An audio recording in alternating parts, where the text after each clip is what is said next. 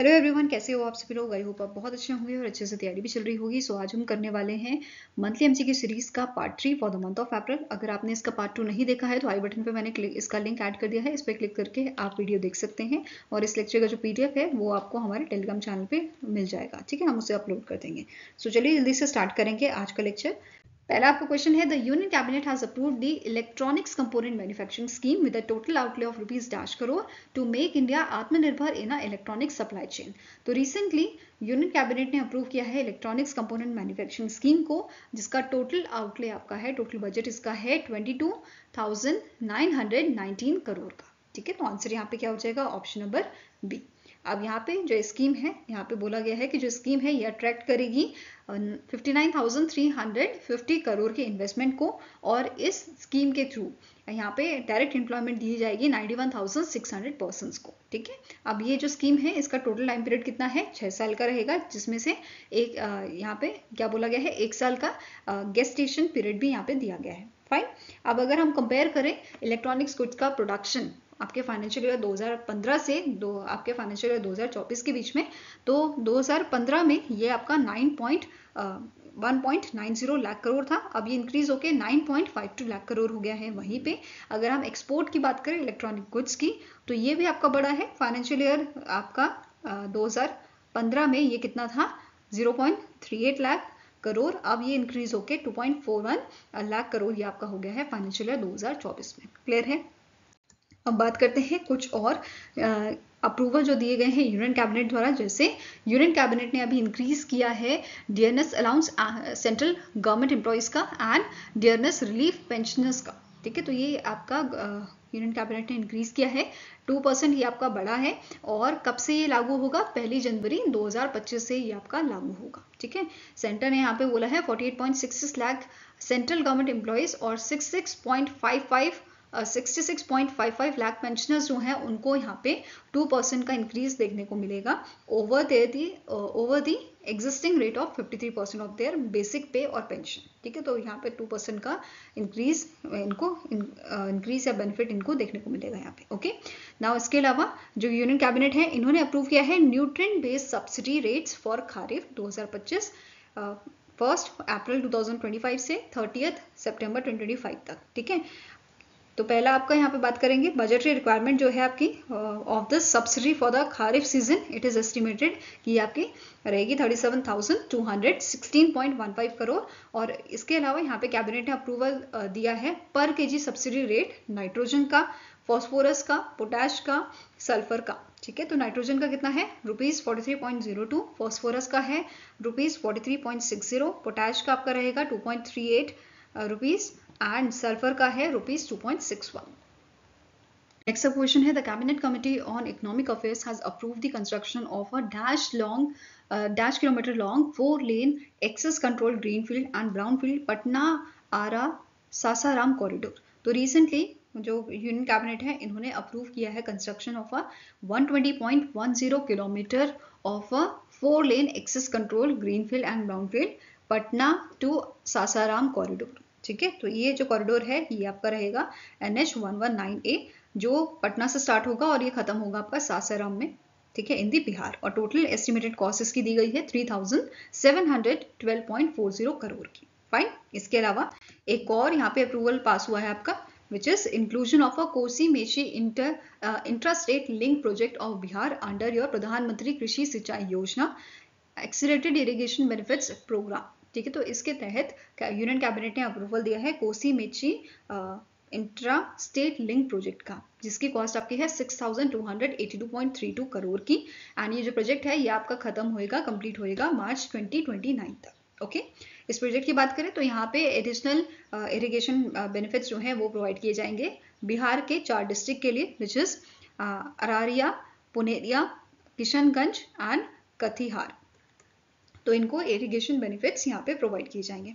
ठीक है, अब बात करते हैं प्रधानमंत्री कृषि सिंचाई योजना की। तो इसको लॉन्च किया गया था ड्यूरिंग दी 2015 टिल 2016 के बीच में। इसे इम्प्लीमेंट कौन करता है? Department of water resource, river development and Ganga rejuvenation द्वारा इसको इम्प्लीमेंट किया जाता है। इसके अलावा गवर्नमेंट ऑफ इंडिया ने टोटल 93,068.56 करोड़ का अप्रूवल जो है वो दिया था इम्प्लीमेंट करने के लिए स्कीम को during the 2021 till 2026।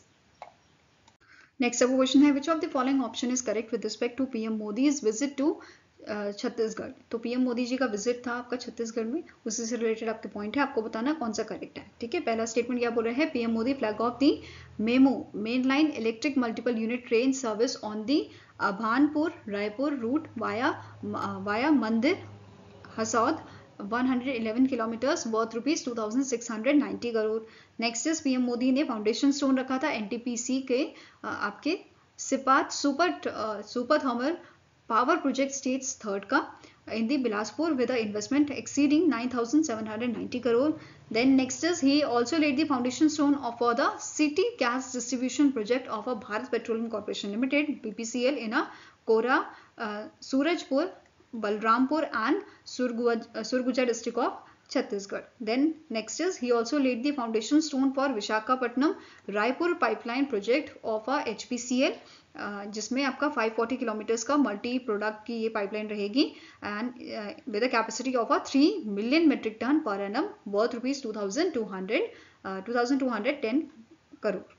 Last statement है ऑल आर करेक्ट। तो सारे स्टेटमेंट आपके करेक्ट है, आंसर क्या हो जाएगा? इट इज ऑप्शन नंबर ई। इसके अलावा बाकी पॉइंट्स भी देख लेते हैं, जैसे इन्होंने डेडिकेट किया था की road projects worth rupees 1270 crore and इन्होंने फाउंडेशन स्टोन रखा था कोंडा गांव नारायणपुर सेक्शन NH 130 का। ठीक है, देन इन्होंने डेडिकेट किया था 130 PM Shri schools across 29 district of your Chhattisgarh. इन्होंने लॉन्च किया था Vidya Samiksha Kendra in Raipur Chhattisgarh. Okay, next is PM Modi ji का विजिट था आपका महाराष्ट्र में, उससे रिलेटेड आपके पॉइंट है, जैसे पीएम मोदी जी ने फाउंडेशन स्टोन रखा था माधव नेत्रालय प्रीमियम सेंटर का, जो आपका 250 बेड का हॉस्पिटल है, 14 OPDs यहाँ पे होंगे, 14 मॉड्यूलर ऑपरेशन थिएटर्स यहाँ पे रहेंगे आपके। ठीक है, इसके अलावा इन्होंने समृद्धि मंदिर जो है उसमें विजिट किया था नागपुर में to give tribute to the Keshav Hedgewar and your Madhavrao Golwalkar, जो आपके की फिगर्स हैं फाउंडेशन ऑफ जिन्होंने फाउंडेशन ऑफ RSS। ठीक है, इन्होंने इनॉग्रेट किया था munition testing range and exclusive runway for unmanned aerial vehicles at a Solar Defense and Aerospace Limited which is located in the Nagpur and इसका runway का आपका length कितना है? 1.27 किलोमीटर्स का है। ठीक है, which is dedicated to the development of a medium altitude long endurance and high altitude long endurance drones for Indian Armed Forces। इसके अलावा यहाँ पे एडिशनल 1080 एकड़ का टेस्ट रेंज जो है वो भी सेटअप किया गया है एडवांस करने के लिए लॉइटरिंग म्यूनिशन टेक्नोलॉजी को। एंड पीएम मोदी जी ने यहाँ पे जो डॉक्टर भीमराव रामजी अंबेडकर हैं उनको ट्रिब्यूट पे किया था इन दी दीक्षा भूमि इन नागपुर महाराष्ट्र। नेक्स्ट अब क्वेश्चन है, consider the following statement based on the latest international investment position data release by the RBI for the Q3 of financial year 2025। तो पहला स्टेटमेंट यहाँ पे क्या बोल रहा है कि जो नेट क्लेम है आपका NRI का increase by $11 billion reaching 364.5 billion. Next है, foreign asset of Indian resident increase by $40.1 billion during the Q3 of financial year 2025। Next है, claim on non-resident in India decreased by $29.1 billion in the same period.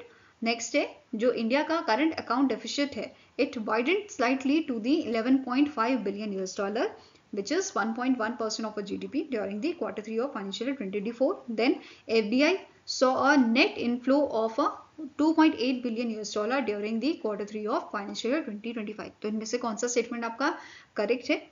तो पहला वाला आपका correct है, that is net claim जो है आपका non resident India का वो इंक्रीज हुआ है $11 बिलियन का इन दी Q3 ऑफ फाइनेंशियल ईयर 2025। इसके अलावा आपका थर्ड वाला सही है, फर्स्ट सही है, थर्ड सही है और फोर्थ सही है। करेक्शन किसमें है? सेकंड और फिफ्थ वाले में। करेक्शन क्या है? जो फॉरेन एसेट है आपका इंडियन रेजिडेंट का, ये आपका इंक्रीज नहीं हुआ है, ये आपका डिक्रीज हुआ है। ठीक है, और दूसरा जो FDI का नेट इनफ्लो है, ये इनफ्लो की जगह आपका जो है आउटफ्लो है। ठीक है, आउटफ्लो आपका देखा गया है $2.8 बिलियन का during this Q3 of financial year 2025। इसके अलावा कुछ और स्टेटमेंट्स भी देख लेते हैं। जैसे पहला पॉइंट आपका है जो आपका ओवरऑल इंडिया का फॉरेन एक्सचेंज रिजर्व है, ये डिक्लाइन हुआ है $37.7 बिलियन पे on the balance of payment basis. Then FPI जो है it recorded a net outflow of $11.4 billion in the Q3 of financial year 2025। Then external commercial borrowing जो है ये आपका नेट इनफ्लो यहाँ पे शो किया गया है $4.3 बिलियन का। देन NRI डिपॉजिट जो है ये आपका है हुआ है $3.1 billion in this Q3 of financial year 2025. Then CAD जो है it increased $37 billion, which is of a 1.3% of GDP in the 9 month of financial year 2025. Then India का जो CAD है it is projected to witness an increase of $4 to $6 billion in the Q4 of financial year 2025. Then net FDI inflow जो है ये आपका रहेगा $1.6 billion during the 9 month of financial year 2025. and यहाँ पे जो net FPI inflow है it is amounted to the $9.4 billion. ये सब चीजें यहाँ पे मेंशन की गई थी in the RBI data. Next up question है in March 2025 who delivered the keynote address at the Dr. Rajendra Prasad Annual Memorial Lecture during the 71st Foundation Day of Indian Institute of Public Administration in New Delhi, Delhi. तो recently जो जितेंद्र सिंह हैं हमारे minister हैं उनके द्वारा इस की note जो है उसको एड्रेस किया गया था विच इज अंत्योदय से सर्वोदय। इसमें इन्होंने हाईलाइट किया था government's dedication to ensure that की जो गवर्नमेंट है they reach the every citizen. Okay, तो ये इन्होंने हाईलाइट किया था। इसके अलावा इस इवेंट में एक MOU भी साइन हुआ था आपके Indian institute of public administration का with the coalition for disaster resilience infrastructure के साथ in presence of doctor Jitendra Singh. Okay, additionally इन्होंने यहाँ पे एक अंत्योदय से Sarvodaya a framework of universal fulfilment ये बुक भी रिलीज की थी। ओके, नाउ इसके अलावा बात करेंगे स्टैटिक इन्फॉर्मेशन की। IIPA के चेयरमैन है डॉक्टर जितेंद्र सिंह। DG इसके हैं सुरेंद्र नाथ त्रिपाठी। हेडक्वार्टर तो आपका लोकेटेड है न्यू दिल्ली, दिल्ली में और इसे 1954 में एस्टैब्लिश किया गया था। नेक्स्ट अप क्वेश्चन है which international organisation released the report title education and nutrition learn to eat well which focuses on a quality of meals served at the school world wide. तो recently UNESCO ने एक report जारी की है education and nutrition learn to eat and well. ठीक है, किसने release किया है? यूनेस्को ने। United Nation Educational Scientific and Cultural Organisation द्वारा इस रिपोर्ट को रिलीज किया गया था on the occasion of a nutrition for growth event जो आपका पेरिस में हुआ था एंड 27 से 28 मार्च तक ये आपका चला था। ठीक है, इस रिपोर्ट को प्रिपेयर किया गया है यूनेस्को ने in partnership with research consortium for school health and nutrition. UNESCO की बात करें तो इसके करंट DG हैं आपके एंड्रयू ऑस्ले, हेडक्वार्टर पेरिस फ्रांस में लोकेटेड है और इसे 1945 में आपका स्टैब्लिश किया गया था। नाउ कुछ की पॉइंट्स की बात करते हैं जो इस रिपोर्ट में हाईलाइट किया गया था। जैसे 50% प्राइमरी स्कूल्स जो हैं आपके उनमें 2024 में मील जो है वो प्रोवाइड किया गया था। इसके अलावा 187 कंट्रीज में से सिर्फ 93 कंट्रीज ऐसी हैं जिनके पास लेजिस्लेशन स्टैंडर्ड एंड गाइडलाइंस हैं स्कूल फूड एंड ड्रिंक से रिलेटेड। वहीं पे 93 में से भी 65% ऐसी हैं जो स्टैंडर्ड फॉलो करती हैं कैफेटेरियाज एंड वेंडिंग मशीन्स का। ठीक है, इसके अलावा इन जो मील डिस्ट्रीब्यूट करने से स्कूल में क्या क्या चेंजेस आए हैं वो हम देखते हैं। जैसे यहाँ पे बोला गया है एनरोलमेंट जो है वो बढ़ी है 9%, मतलब बच्चों ने ज़्यादा से ज़्यादा एडमिशन यहाँ पे लिए हैं। इसके अलावा 8% अटेंडेंस जो है वो भी हमें इंक्रीज देखने को मिली है। ओके, इसी के साथ बोला गया है 418 मिलियन चिल्ड्रंस जो है उनको अभी बेनिफिट मिल रहा है इस मील का, जो स्कूल में मील प्रोवाइड किया जाता है तो उसके तहत 418 मिलियन चिल्ड्रंस को बेनिफिट प्रोवाइड हो रहा है। Okay, next question is the Indian air force participated in the multinational air exercise INEOX 2025 from the 31st March to 11th April 2025. Which country hosted the exercise INEOX 25? तो ये host की थी Greece ने और Greece के जो आपके ग्रीस की एयरफोर्स है उसका आपका जो हेडक्वार्टर है हेलेनिक एयरफोर्स स्टेशन जो है वहां पे ये आपका हुआ था which is located in the Alice. ठीक है, तो ये एक्सरसाइज होस्ट की गई थी हेलेनिक एयरफोर्स इन एलिस और यहाँ पे इंडियन एयरफोर्स का पार्टिसिपेशन जो है वो देखा गया था with Su-30 MKI fighter jet IL-78 and C-17 combat support aircraft. और इंडिया के अलावा कौन सी कंट्रीज ने यहाँ पे पार्टिसिपेट किया था? जैसे फ्रांस हो गया, इजराइल, इटली, देन कतार, स्लोवेनिया, स्पेन, UAE, इन सब ने यहाँ पे पार्टिसिपेट किया था। नेक्स्ट अब क्वेश्चन है, recently in March the Sagarmala programme has completed 10 years of successful implementation, जिसे 2015 में लॉन्च किया गया था। Which of the following statement regarding the Sagarmala programme is are correct. पहला स्टेटमेंट क्या बोल रहा है, under the Sagarmala programme 839 projects जो हैं उनको आपका आइडेंटिफाई किया गया था for the implementation with the estimated cost of 5.79 lakh crore. Next statement कह रहा है, as of March 2025 government of India ने एलोकेट किए हैं 10,000 crore for the 119 projects across coastal states and union territories. Next statement क्या है, under the modernisation pillar 200 projects have been completed, resulting in the port capacity addition of over 528 million tons per annum. And last is a total of 14 projects worth rupees 55,000 crore have been allocated under the port-led industrialization, of which 9 are completed. तो इनमें से कौन सा statement correct है as per the Sagarmala programme? तो answer आपका क्या है, पहला स्टेटमेंट करेक्ट है, दूसरा करेक्ट है और चौथा करेक्ट है। थर्ड वाले में क्या करेक्शन है कि यहाँ पे 200 प्रोजेक्ट्स की जगह 103 प्रोजेक्ट्स जो हैं उनको कंप्लीट किया गया है। ठीक है, तो आंसर क्या हो जाएगा, it is 1, 2 and 4 are correct. Answer is option number B. Okay, now बात करते हैं सागरमाला प्रोग्राम की। तो 2015 में लॉन्च किया गया था। इसका मेन एम क्या था कि जो हमारी इकोनॉमिक डेवलपमेंट है कंट्री की, उसको हमें एक्सीलरेट करना है, उसको बढ़ाना है। ठीक है, उसको गति देनी है।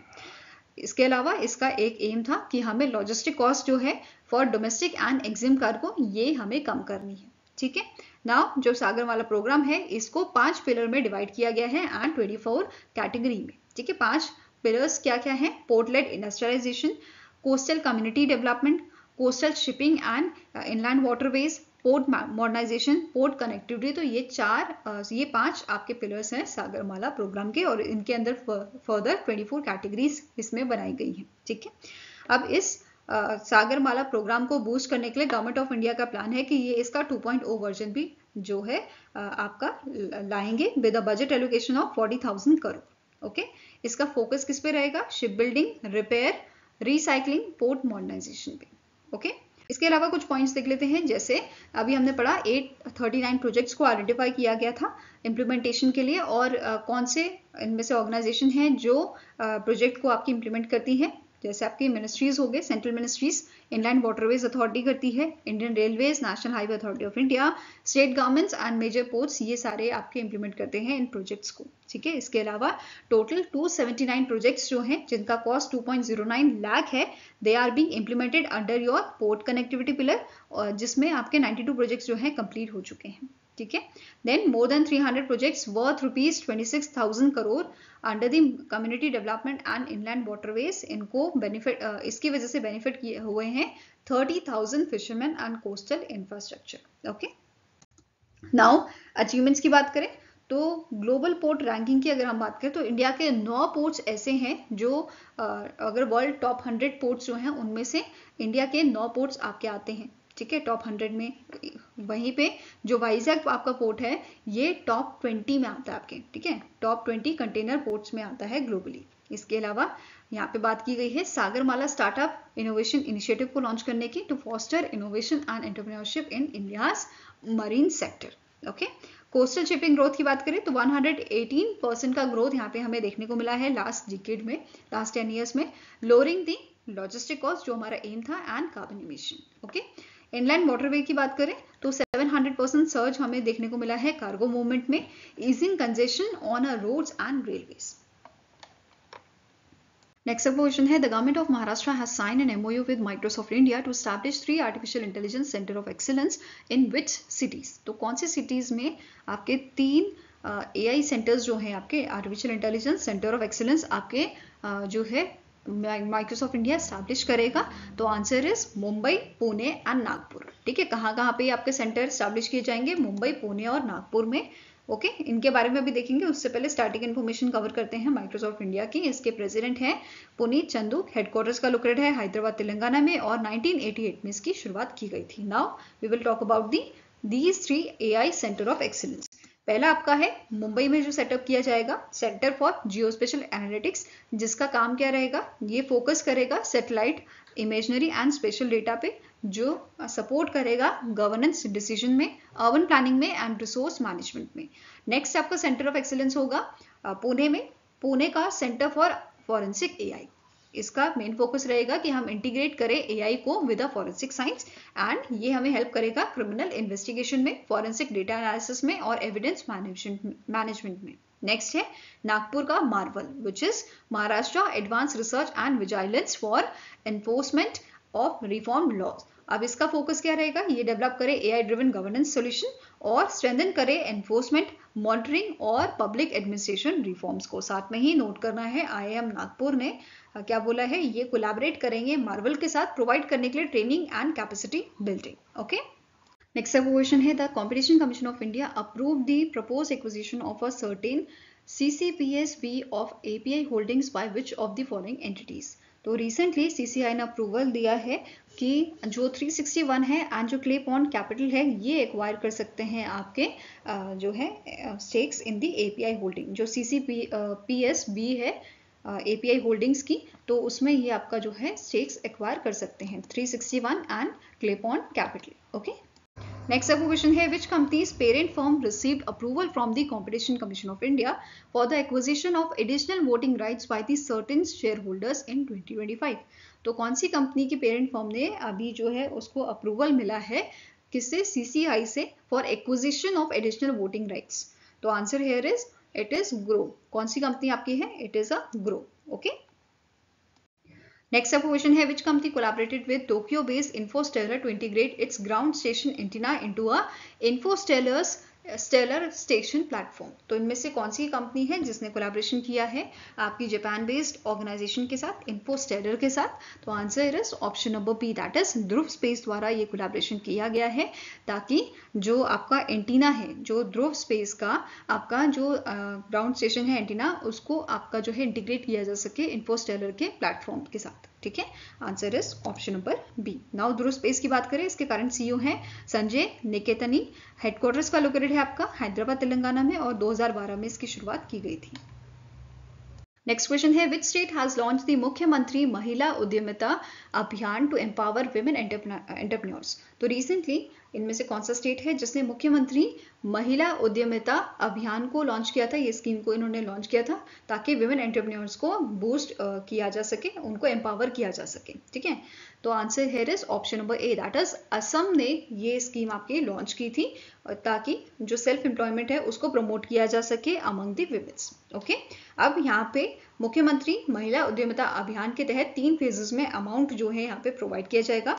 कौन कौन सी 3 फेज है वो देख लेते हैं। पहला साल जो होगा इसमें सीड कैपिटल दी जाएगी 10,000 की, जिसको आप बेसिकली यूज कर सकते हो एक्सपैंड करने के लिए अपने माइक्रो एंटरप्राइजेस को, स्पेशली जो आपके हैं एग्रीकल्चर, लाइफ स्टॉक और स्मॉल बिजनेसेस के। ठीक है, सेकेंड ईयर में 25,000 दिया जाएगा, इसमें से 12,500 एज अ बैंक लोन दिया जाएगा और 12,500 एज अ गवर्नमेंट असिस्टेंट यहाँ पे प्रोवाइड किया जाएगा। ठीक है, देन थर्ड ईयर में 50,000 रुपए यहाँ पे दिए जाएंगे ताकि जो आपके सक्सेसफुल मतलब आपका जो माइक्रो एंटरप्राइजेस है उसको स्केल अप किया जा सके। ओके, नेक्स्ट क्वेश्चन है according to the ministry of new and renewable energy what was the total installed renewable energy capacity in India as of 31 March 2025। तो ministry of new and renewable ने बताया है कि हमने इस साल रिकॉर्ड बनाया है और टोटल जो इंस्टॉल्ड रिन्यूएबल एनर्जी कैपेसिटी है इंडिया की वो आपकी हो गई है 220.10 गीगावाट की। That is answer is option number C, that is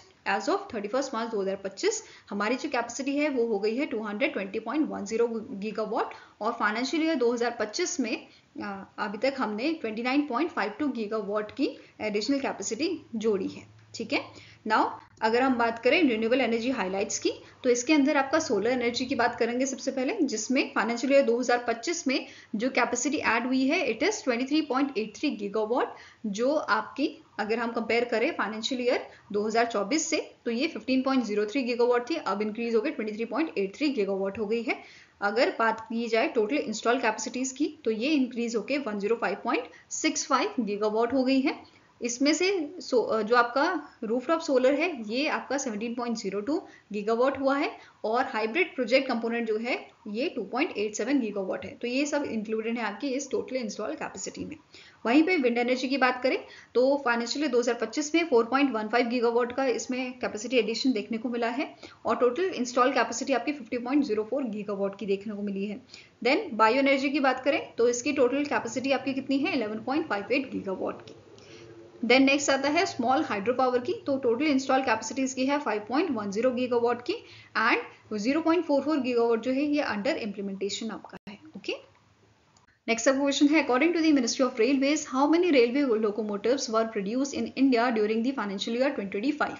तो कितने आपके मिनिस्ट्री ऑफ रेलवेज के अकॉर्डिंग कितने लोकोमोटिव्स जो हैं वो प्रोड्यूस किए गए हैं इंडिया में during the financial year 2025? It is 1681। ठीक है, कितने प्रोड्यूस किए गए हैं 1681। और यहीं पे अगर हम बात करें प्रोडक्शन की तो सबसे ज्यादा प्रोडक्शन मतलब कितना प्रोडक्शन हुआ है पहले वो देखते हैं। तो इंडिया जो है इंडिया ने सबसे ज्यादा प्रोडक्शन किया है लोकोमोटिव प्रोडक्शन का। अगर हम बात करें आपकी ग्लोबली तो इंडिया पहले नंबर पे है। इंडिया ने सरपास कर दिया है यूएसए को, यूरोप को, south America, Africa and Australia. तो इन सब में से अगर बात करें तो इंडिया ने सबसे ज्यादा लोकोमोटिव प्रोडक्शन यहाँ पे शो की है। टोटल लोकोमोटिव प्रोड्यूस जो किए गए हैं वो आपका 19% ज्यादा है as compare to financial year 2024 जो 1472 था। अब ये इंक्रीज होकर 1681 हमने प्रोड्यूस किया है। ओके, अब प्रोड्यूसिंग यूनिट की बात करें तो सबसे ज्यादा प्रोड्यूस किए गए हैं वेस्ट बंगाल की चित्तरंजन लोकोमोटिव वर्क्स द्वारा, फॉलोड बाय उत्तर प्रदेश की Banaras locomotive works. Then 304 unit आपकी प्रोड्यूस की हैं पटियाला लोकोमोटिव वर्क्स पंजाब द्वारा। Then Mahendrapura from Bihar and Marhowra from Bihar. Okay, यहाँ पे 100 यूनिट आपकी प्रोड्यूस की गई है। नेक्स्ट अब क्वेश्चन है which of the following reform was recently introduced by the employees provident fund organisation that is EPFO to simplify the claim settlement process. तो recently EPFO ने दो आपके यहाँ पे रूल जो है निकाले हैं, दो चीज इंट्रोड्यूस की है।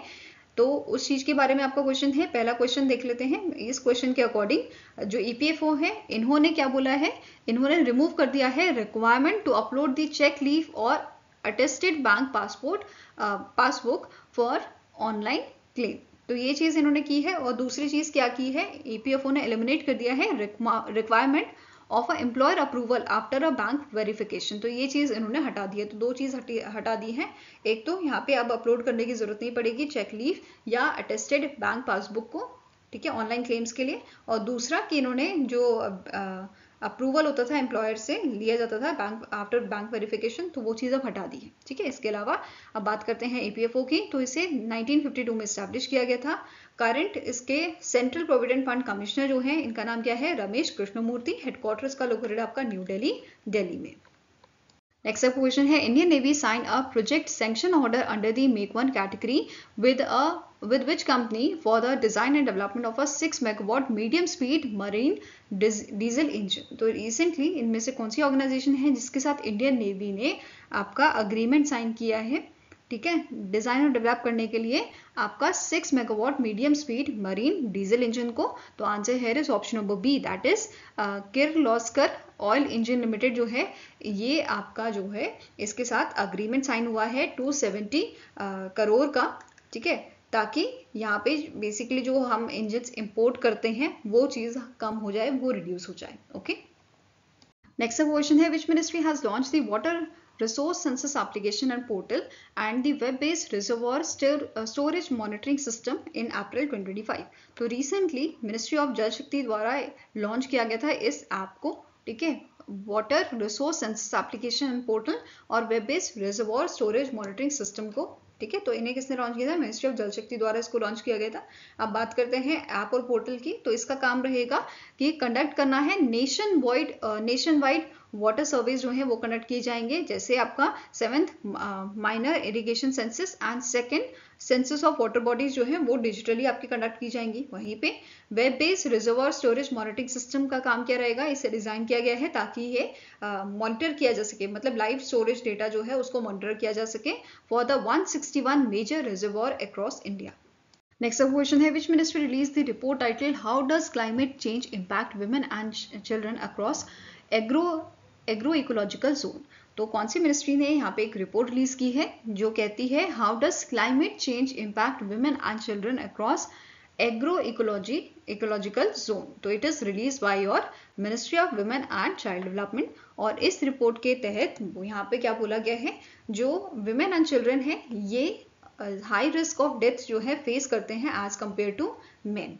ठीक है, तो ये चीज यहाँ पे मेंशन की गई थी। मतलब डिजास्टर के टाइम पे यहाँ पे बात हो रही है कि अगर डिजास्टर आता है तो सबसे ज्यादा जो हाई रिस्क होता है डेथ का वो वुमेन एंड चिल्ड्रन को होता है। ठीक है, साथ में ही यहाँ पे क्या बोला गया है कि अलग अलग जो एग्रो इकोलॉजिकल जोन है उनमें अलग अलग इफेक्ट जो है हमें देखने को मिलता है वुमेन एंड चिल्ड्रन पे। जैसे इंडिया में जो है आपके 20 एग्रोलॉजिकल जोन्स हैं, तो हर एक जोन का अलग अलग जो है हमें इफेक्ट देखने को मिलेगा with effect with the climate change, क्योंकि हर जगह का क्लाइमेट अलग होता है और हर जगह की फिर सिचुएशन अलग होगी। ठीक है, इसके अलावा कुछ ऐसे स्टेट्स हैं जिनमें सिचुएशन कॉम्प्लेक्स आपकी रहती है, जैसे झारखंड, गुजरात, महाराष्ट्र एंड आंध्र प्रदेश, और इन सब स्टेट्स में 5-5 एग्रो इकोसिस्टम है। ठीक है, तो ये चीज यहाँ पे मेंशन की गई थी। वहीं पे जो आपके जोन्स हैं जैसे नॉर्थ ईस्टर्न हिल्स, ये भी आपके कॉम्प्लेक्स सिचुएशन हमें शो करते हैं, जैसे वेस्टर्न कोस्टल प्लेन्स हो गया, तो ये सब इसमें आते हैं। ओके, तो नेक्स्ट आपकी न्यूज है union minister doctor Mansukh Mandaviya जो है इन्होंने इनॉग्रेट किया था national round of second day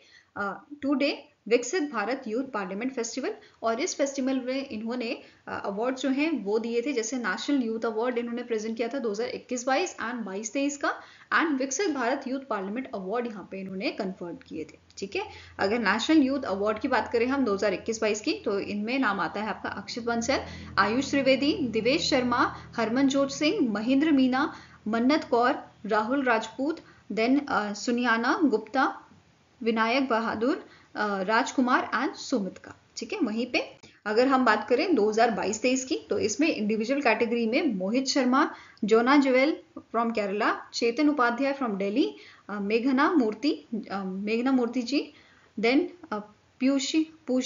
then it is Piyusha Amrita, Keshav Joshi, then Gulandaram Shiva Kumar, Rahul Maharana, Jay Malhotra, आकाश जी श्रॉफ, अर्जुन भाटी, सोमेश शर्मा, अक्रम गरवाल, ये सारे आपके इंडिविजुअल कैटेगरी में थे। इंडिविजुअल कैटेगरी की अगर हम बात करें कैश प्राइस की, तो ये 1 लाख रुपए दिया जाता है। वहीं पे ऑर्गेनाइजेशन जैसे let's be the change from Karnataka, इस ऑर्गेनाइजेशन को 3 लाख का अमाउंट यहाँ पे दिया जाएगा as a cash price. Now अब बात करते हैं यूथ पार्लियामेंट अवार्ड की। तो पहला आपका है बेस्ट ओपनिंग स्पीकर अवार्ड, ये दिया गया था धीरेन्द्र सिंह को from Uttar Pradesh. Best question Harshita Sharma from Rajasthan, best reply Lesi Priya from Andhra Pradesh, and best speaker Riya Gupta from Jharkhand for the short discussion. ये अवार्ड इनको दिए गए थे। नेक्स्ट आपको क्वेश्चन है which airfield in Telangana has received in principle approval from the ministry of defence for joint civil and military operations. तो recently Telangana का आपका जो आदिलाबाद एयरफील्ड है, इसको इन प्रिंसिपल अप्रूवल दिया गया है मिनिस्ट्री ऑफ डिफेंस द्वारा, ताकि इसको यहाँ पे यूज किया जा सके सिविल एंड मिलिट्री ऑपरेशन दोनों के लिए। ठीक है, तो आंसर यहाँ पे क्या हो जाएगा, it is option number C. Next आपका क्वेश्चन है which department partnered with railway protection force to improve the recovery of a lost और stolen mobile phones for train passengers. तो रिसेंटली डिपार्टमेंट ऑफ टेलीकम्युनिकेशन जो है इन्होंने partnership किया है railway protection force के साथ, ताकि जो आपका लॉस्ट या स्टोलन मोबाइल फोन्स हैं उनकी रिकवरी की जा सके। ठीक है, तो आंसर यहाँ पे क्या हो जाएगा, it is option number D. और इस इनिशिएटिव के तहत, इस पार्टनरशिप के तहत DOT and railway protection force की जो एप्स हैं, जैसे रेल मदद ऐप जो है which is developed by the Indian railways, ये इंटीग्रेट की जाएगी संचार साथी प्लेटफॉर्म के साथ for enhancing the passenger security. And through this initiative जो पैसेंजर्स हैं वो रिपोर्ट कर सकेंगे लॉस्ट और स्टोलन मोबाइल्स की, मतलब रिपोर्ट कर सकेंगे जो इनका मोबाइल फोन खोया है या चोरी हुआ है उसके बारे में रेल मदद ऐप से। और फर्दर क्योंकि ये चीज इंटीग्रेट हुई है रेल मदद ऐप और संचार साथी पोर्टल, तो इसके थ्रू जो कंप्लेन है वो संचार साथी पे आपके ट्रांसफर की जाएंगी, ताकि आपका जो मोबाइल है वो, मतलब जो मोबाइल डिवाइस है वो ब्लॉक किया जा सके, उसे ट्रेस किया जा सके, या उसका जो मिसयूज है उसको प्रिवेंट किया जा सके। ठीक है, Next question is, what is the name of an international arm launched by the India Asset in collaboration with the UAE authorities? तो recently आपका जो इंडिया असिस्ट है, इस ऑर्गेनाइजेशन का इंटरनेशनल आर्म लॉन्च किया गया है जिसका नाम है UAE असिस्ट। ठीक है, answer here is option number D. और ये जो आपकी नई एक तरह से यहाँ पे आर्म खोली गई है, ब्रांच खोली गई है, ये कॉम्प्लीमेंट्री ट्रैवल असिस्टेंट प्रोवाइड करेगी आपके जो UAE वीजा एप्लीकेंट होंगे उनको। ठीक है, अब इस इनिशिएटिव का मेन एम क्या है कि कवर करना more than 40 million inbound visitors to the UAE annually. Next अब क्वेश्चन है, where did the 11th BRICS environment ministers meeting take place under the Brazil's presidency?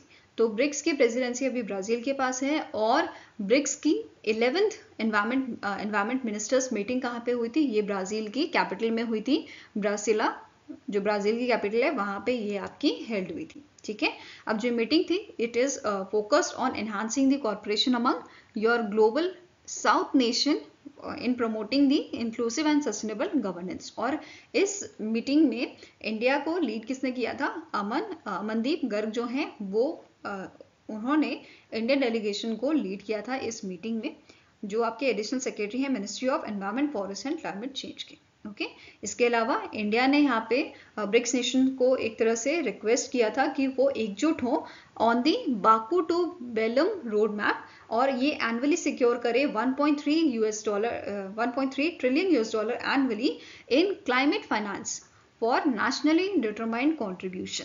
ठीक है, तो इस चीज के लिए यहाँ पे अर्ज किया गया था ब्रिक्स नेशंस को। ओके, नेक्स्ट अब क्वेश्चन है, which company recently received a NBFC licence from RBI to offer educational loans? तो इनमें से कौन सी ऑर्गेनाइजेशन है जिसको, कौन सी कंपनी है जिसे NBFC लाइसेंस दिया है RBI ने ताकि ये ऑफर कर सके एजुकेशन लोन्स को? तो answer here is it is your Securis finance private limited. ठीक है, आंसर आपका यहाँ पे हो जाएगा, it is option number E, Securis finance private limited को NBFC लाइसेंस दिया है RBI ने ताकि ये 50,000 से 5 लाख तक का लोन जो है प्रोवाइड कर सके, एजुकेशन लोन। ओके, नाउ एक और चीज जो नोट करने वाली है, सेक्योरिस फाइनेंस प्राइवेट लिमिटेड जो है ये सब्सिडी है आपकी फर्स्ट पे टेक्नोलॉजी की। नेक्स्ट अब क्वेश्चन है, India post has collaborated with which mutual fund company to launch door to door KYC services? तो रिसेंटली इंडिया पोस्ट जो है इन्होंने under the ministry of communication इन्होंने जो है आपका कोलैबोरेशन किया है निपॉन इंडिया म्यूचुअल फंड के साथ। ठीक है, किसके साथ कोलैबोरेशन हुआ है? निपॉन इंडिया म्यूचुअल फंड के साथ। और ये आपका जो कोलैबोरेशन है ये साइन किया गया है बाय द मनीषा बंसल बड्डल जो आपके जनरल मैनेजर हैं from the department of post, and Sudip Sikka जो एग्जीक्यूटिव डायरेक्टर एंड CEO है निपॉन इंडिया म्यूचुअल फंड के। इन दोनों के बीच में ये अग्रीमेंट साइन किया गया था। नेक्स्ट अब क्वेश्चन है, consider the following statement regarding the RBI's announcement on a FPI investment limit for financial year 2025-2026.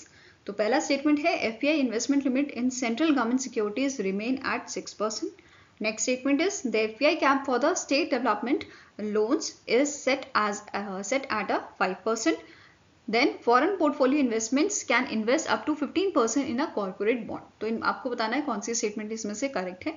तो आंसर यहाँ पे क्या हो जाएगा? पहली statement, the FPI investment limit in a central government securities remains 6%.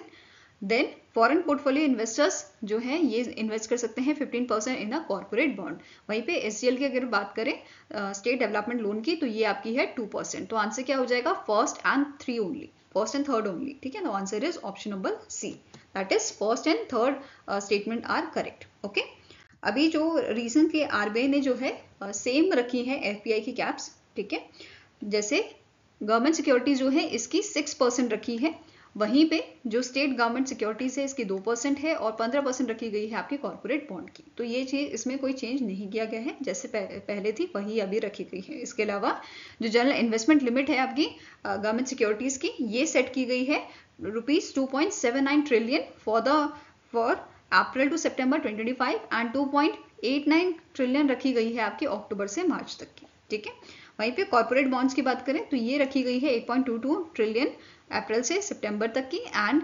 8.80 trillion रखी गई है अक्टूबर से मार्च तक की। वहीं पे अगर हम बात करें अभी तक कितना FPI जो है यूटिलाइज किया गया है, अगर गवर्नमेंट सिक्योरिटीज की बात करें तो इसमें 22.3% यूटिलाइज हुआ है। वहीं पे कॉर्पोरेट बॉन्ड लिमिट जो है ये आपकी यूज हुई है 15.7%। ओके, नेक्स्ट आपको क्वेश्चन है HIL limited a CK Birla group company specialising in home and building products has recently been rebranded as dash. तो HIL लिमिटेड को रीब्रांड किया गया है एज अ बिरला नू लिमिटेड। ठीक है, क्या नाम रखा गया इसका? बिरला नू लिमिटेड। और आने वाले टाइम में इस कंपनी का प्लान है कि ये अपनी कंपनी की ग्रोथ को बढ़ाने के लिए 1200 करोड़ की इन्वेस्टमेंट करेंगे आने वाले 3 सालों में in a high priority category which is pipes, construction chemical and designer boards. Next अब क्वेश्चन है which organisation was awarded the Skoch 2025 gold award in a infrastructure category. तो इनमें से कौन सी ऑर्गेनाइजेशन है जिसे आपका स्कॉच 2025 का गोल्ड अवार्ड दिया गया है? कौन सी कैटेगरी में? इंफ्रास्ट्रक्चर कैटेगरी में। तो it is Maharashtra state road development corporation limited. ठीक है, आंसर आपका यहाँ पे क्या हो जाएगा? It is option number A, Maharashtra state road development corporation. और इनको ये अवार्ड दिया गया है for their successful implementation of Hindu हृदय सम्राट बाला साहिब ठाकरे महाराष्ट्र समृद्धि महामार्ग के लिए। ठीक है, इस इनिशिएटिव के लिए इनको ये अवार्ड दिया गया है। और आपका इस ऑर्गेनाइजेशन के बिहाफ पे डॉक्टर अनिल कुमार गायकवाड़ जो हैं वाइस चेयरमैन इस ऑर्गेनाइजेशन के एंड MD इस ऑर्गेनाइजेशन के हैं जिन्होंने ये अवार्ड रिसीव किया था at the 100th scotch summit जो आपकी न्यू दिल्ली में हुई थी। नेक्स्ट अब क्वेश्चन है who was appointed as a new chairman of Asian cricket council in 2025। So 2025 में नए चेयरमैन आपके अपॉइंट किए गए हैं एशियन क्रिकेट काउंसिल के और इनका नाम क्या है? मोहसिन नाकवी। और ये पाकिस्तान से बिलोंग करते हैं। पूरा नाम इनका है सैयद मोहसिन रजा नाकवी। यहाँ पे आप इनकी इमेज देख सकते हैं। और इन्होंने जो श्रीलंका के शामी सिल्वा थे उनको रिप्लेस किया है। ठीक है, इनका जो टेन्योर है वो आपका 2 साल का रहेगा और 3 अप्रैल से इन्होंने जो है पोजीशन अज्यूम कर ली है। ओके, नेक्स्ट अब क्वेश्चन है Paras defence and space technology limited sign an MOU with which company to supply advance drone camera technology in India. तो recently Paras defence and space technology जो है इन्होंने इजराइल की फर्म के साथ, इजराइल की कंपनी आपकी है माइक्रोकॉन विजन लिमिटेड, इसके साथ अग्रीमेंट साइन किया है, MOU साइन किया है for supplying the advance drone camera technology. और इन ड्रोन की जो कैपेसिटी, इन ड्रोन की जो आपकी कॉस्ट है वो है 20 lakh and 40 lakh per unit. ठीक है, अगर हम इंपोर्ट करते हैं तो ये इसकी कॉस्ट पड़ेगी। वहीं पे पारस डिफेंस ने क्या बोला है? इनका प्लान है कि हम ये कॉस्ट को 50 to 60% रिड्यूस करेंगे और हम बेनिफिट करेंगे। इससे बेनिफिट हम कर पाएंगे इंडियन आर्म फोर्सेस को, ठीक है, एंड कमर्शियल यूजर को।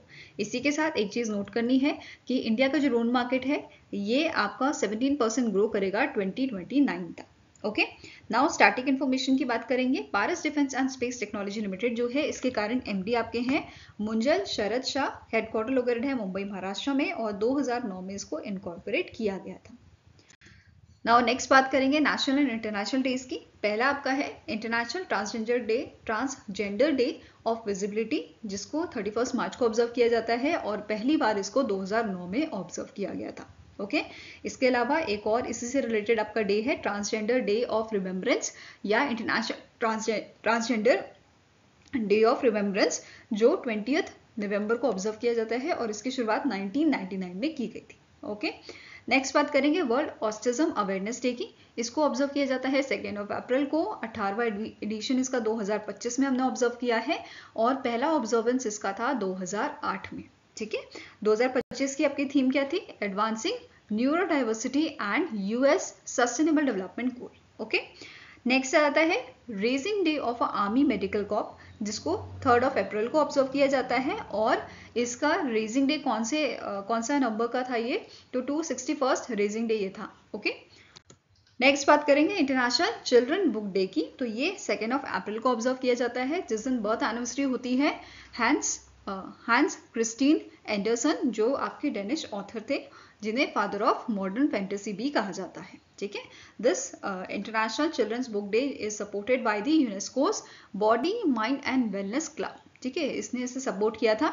इसके अलावा ऑफिशियल स्पॉन्सर आपका इस डे का था international board on books for young people Netherland. ठीक है, तो ये आपका ऑफिशियल स्पॉन्सर था इस डे का with the theme the freedom of imagination to inspire young readers. Okay, motto क्या था? It is the last sentence of a poem the language of pictures. Okay, 2025 का जो पोस्टर था इसे डिजाइन किया था डच इलस्ट्रेटर जेनके इपनबर्ग ने इन कोलैबोरेशन विद रियान विसार। ओके, 2025 का मैसेज क्या था? It is derived from the poem the language of picture by Rian Visser. I hope guys आपको वीडियो पसंद आया हो। पसंद आया तो लाइक एंड शेयर जरूर कीजिएगा और हमारे साथ जुड़ने के लिए हमारे चैनल को सब्सक्राइब कीजिएगा। अगर आपके कुछ सजेशन है तो आप हमें मेल कर सकते हैं benchmarkstudy007@gmail.com पे, या फिर आप हमें कमेंट सेक्शन में भी लिख सकते हैं। सो मिलेंगे ऐसे ही नेक्स्ट वीडियो के साथ। Till then take care, have a nice day and all the best for your preparations.